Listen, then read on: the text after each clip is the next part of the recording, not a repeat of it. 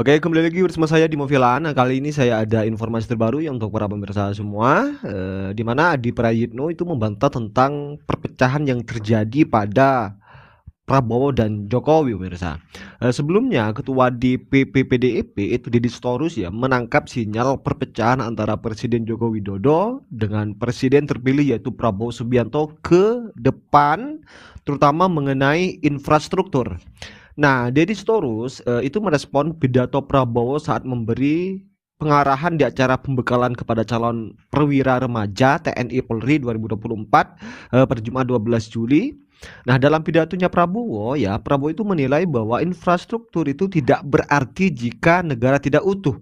Nah, menurut Dedi, pernyataan itu menunjukkan Prabowo cukup realistis. Dia menilai proyek infrastruktur hanya akan membuat Prabowo tidak bisa mengerjakan janji politiknya. Asalnya proyek-proyek tersebut itu terlalu memakan banyak biaya, sementara ruang fiskal dan kemampuan APBN kita itu terbatas. Nah, selain itu pernyataan itu ya menunjukkan Prabowo telah kembali ke setelan awal saat dia menjadi lawan politik dari Pak Jokowi di 2014-2019. Nah, karenanya Deddy Sitorus menilai agenda keberlanjutan yang diusung Prabowo itu tak lebih dari ilusi, pemirsa. Nah, dalam pidatonya Prabowo itu menilai salah satu tujuan bernegara adalah untuk memastikan keberlangsungan negara. Menurutnya, pembangunan akan menjadi sia-sia kalau negara itu tidak mampu melindungi rakyat. Nah, statement Dedi ini ya, kemudian itu dibantah oleh Ade Prayitno yang mencoba membentur-benturkan antara Prabowo dan Jokowi. Karena yang kita ketahui bersama bahwa Prabowo itu berpidato dan mengatakan hal yang sedemikian itu kan memang pendoktrinan kepada pihak keamanan negara. Itu kan bukan di ruang yang lingkupnya umum, pemirsa, bukan bersama masyarakat dan lain sebagainya. Itu cuma hanya pendoktrinan kepada kader-kader keamanan negara. Ya wajar saja kalau misalnya Prabowo itu berbicara tentang pentingnya sebuah keamanan. Dan biar tidak panjang lebar, biar tidak bertele-tele atau berlama-lama, dan langsung saja kepada pembahasan Adi Prayitno atau statement Adi Prayitno yang menjelaskan, yang membantah terkait dengan netizen atau politikus PDP yang mencoba membentur-benturkan antara Pak Jokowi dan Pak Prabowo. Dan langsung saja kepada videonya, mari kita simak bersama, pemirsa. Saya tertarik untuk bikin status di X itu karena memang netizen secara umum itu terkesan ya membentur-benturkan antara Jokowi dan Prabowo Subianto. Kita tahu bahwa Jokowi ini kan mazhabnya adalah mazhab infrastruktur, bikin bandara, bikin bendungan, bikin jalan tol, bikin embung dan seterusnya dan seterusnya. Kemarin pernyataan Prabowo itu kan seakan-akan menegasi apa yang sudah dilakukan oleh Pak Jokowi. Publik mengatakan bahwa inilah tanda-tanda di mana Pak Jokowi akan lemdak di masa akhir jabatan politiknya. Saya coba untuk nimbrung dalam pembicaraan itu. Hmm. Saya mencoba untuk berpikiran positif sebenarnya bahwa terlepas dari apapun dari motif pernyataan dari Prabowo Subianto, saya mengatakan setiap presiden itu punya style yang beda-beda. Dalam perspektif antagonisme memang ada kesan bahwa seakan-akan pernyataan Prabowo itu bertolak belakang dari apa yang disampaikan oleh Pak Jokowi soal pentingnya infrastruktur sebagai instrumen untuk melakukan pembangunan ekonomi. Tapi saya mencoba untuk memandang dari hal yang lain bahwa pernyataan Prabowo ini sebenarnya ingin melengkapi apa yang sudah dilakukan oleh Pak Jokowi. Yang saya sebut bahwa setiap presiden itu punya masa dan setiap presiden itu punya gaya politik masing-masing. Jadi kalau kita melihat backgroundnya Pak Prabowo yang saya kira mantan tentara militer, tentu wajar kalau titik tekan bagaimana untuk menciptakan stabilitas ekonomi, pembangunan ekonomi ke depan, itu tentu terletak pada faktor keamanan.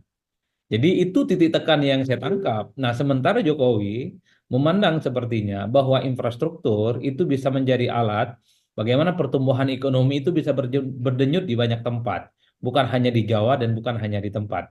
Jadi dalam konteks itulah sepertinya saya ingin mengatakan bahwa mungkin style politik Prabowo nanti setelah dilantik jadi presiden tanggal 20 Oktober, bahwa titik tekannya adalah pada faktor ketahanan dan keamanan.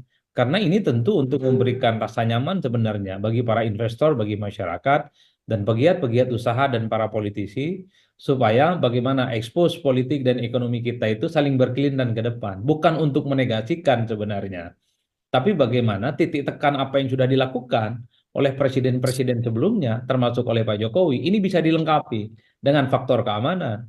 Saya kira pernyataan Prabowo rasional. Kalau di jalan tol misalnya orang tidak merasa aman, di bandara orang juga tidak merasa aman, bikin kereta api juga orang merasa tidak aman, tentu ini tidak kondusif bagi Hmm. pembangunan sosial dan pembangunan ekonomi. Jadi dalam konteks itulah saya membaca ada stressing politik yang sebenarnya ada sedikit perbedaan dari Prabowo dengan presiden sebelumnya. Beda dengan Jokowi, beda dengan Megawati, beda dengan Gus Dur, beda dengan Habibie, dan berbeda dengan Soeharto.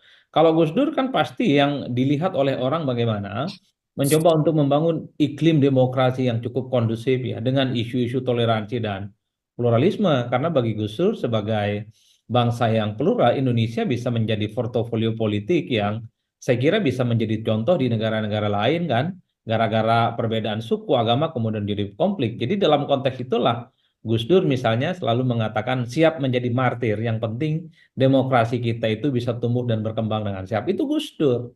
Jadi Hmm. wajar kalau kemudian ekspos politiknya lebih pada demokrasi. SBY juga begitu. Jokowi juga begitu. Dan Prabowo Subianto tentu ingin menunjukkan satu diferensiasi politik dengan presiden-presiden sebelumnya, di Hmm. mana pertahanan dan keamanan itu menjadi salah satu kunci yang saya kira bisa menjamin stabilitas politik, pertahanan, menjamin ekonomi, dan seterusnya dan seterusnya. Jadi dalam konteks itulah sebenarnya Bang Sahal, saya tidak mau untuk membentur-benturkan apa yang terjadi pada presiden saat ini dengan presiden-presiden yang akan datang. Karena tentunya presiden-presiden terdahulu dengan presiden-presiden yang akan datang pastinya memiliki hubungan politik yang cukup harmonis. Dan saya kira di situ konteksnya. Nah ini menarik nih kalau kita, jadi kan ini terlalu dini lah untuk dikaitkan dengan soal ada pecah kongsi dan lain-lain ya. Tapi kan itu kan narasi yang mencoba dibentur-benturkan kan itu gitu. Tapi kan memang kalau kita lihat dalam konteks yang lebih luas ya, kan sebelumnya ada pemberitaan bahwa misalnya dari petinggi Gerindra mengatakan bahwa hubungan Jokowi dengan Prabowo itu justru sekarang makin intens. Mereka membicarakan, mereka berdua justru sering ketemu dan membicarakan banyak hal, termasuk soal pilkada gitu. Nah ini saya mau menarik lagi ke soal berita sebelumnya ya tentang isu mengenai DPA. Jadi bahwa One Team Press akan diganti menjadi DPA, terus Bung Adi juga komentar itu jangan sampai jadi ajang bagi-bagi kekuasaan gitu. Jadi ini gimana Anda melihat ditarik ke peta yang lebih luas ya soal ini? Ya kan sebenarnya publik itu ingin tahu kenapa kemudian One Team Press itu bisa berubah menjadi Dewan Pertimbangan Agung. Jadi memori publik kita itu kan nggak hilang. Ini seakan-akan nomenklatur politik kita kembali seperti Orde Baru lah. Padahal kan juga publik itu butuh konfirmasi apa sebenarnya urgensi dari One Team Press selama ini. Kemudian kalau diubah menjadi DPA misalnya, apakah dia punya kontribusi penting untuk pembangunan bangsa dan negara ini?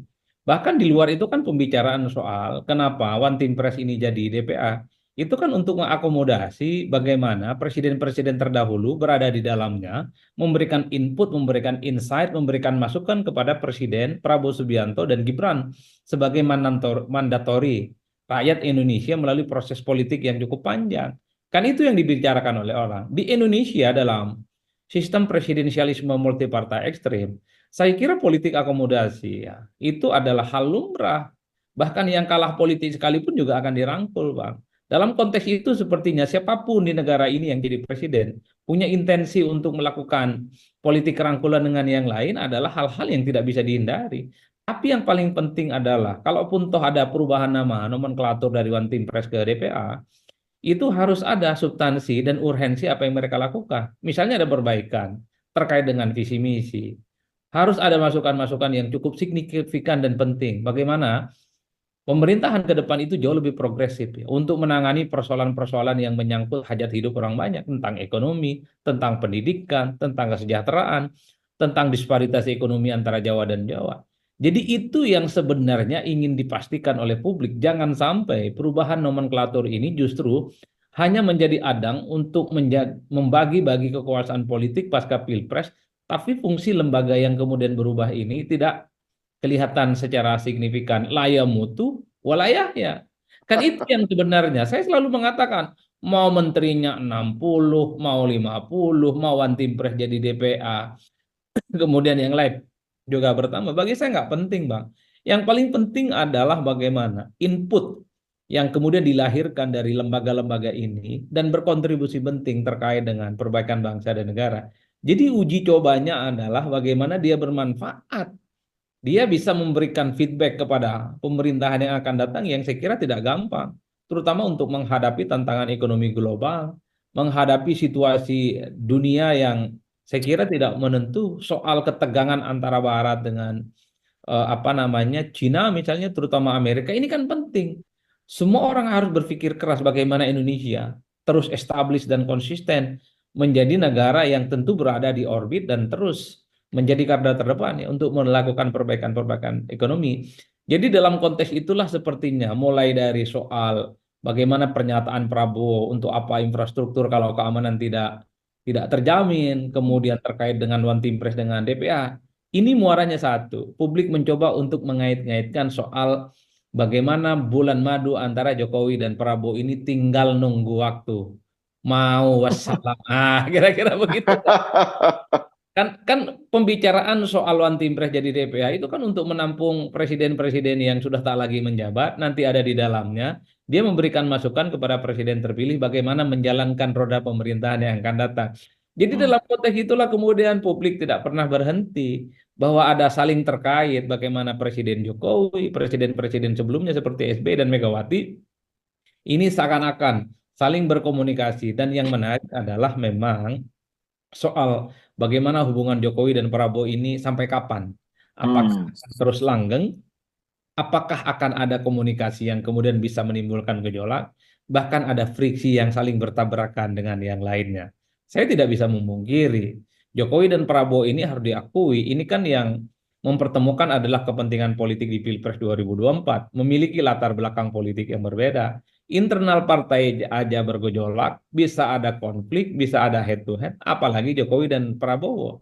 Jadi bagi saya potensi ada gejolak dan hubungan yang tidak harmonis antara Jokowi dan Prabowo pasti mungkin akan terjadi di kemudian hari, Bang. Itu alami saja, tinggal kita tunggu bagaimana dinamisasi dan hubungan antara keduanya ini akan keras ataupun tidak. Kan di kita ini kan antar pemimpin kadang saling bermusuhan, tapi secepat itu juga saling berangkulan satu sama yang lainnya. Oke, mungkin saya rasa cukup ya terkait dengan statement dari Bang Adi Prayitno. Pemirsa, ya seperti apa komentar kalian, tulis di kolom komentar. Dan juga kepada pemirsa, jangan lupa tekan tombol subscribe-nya biar kalian juga tidak ketinggalan informasi-informasi terbaru dari channel ini. Dan salam demokrasi dan salam NKRI.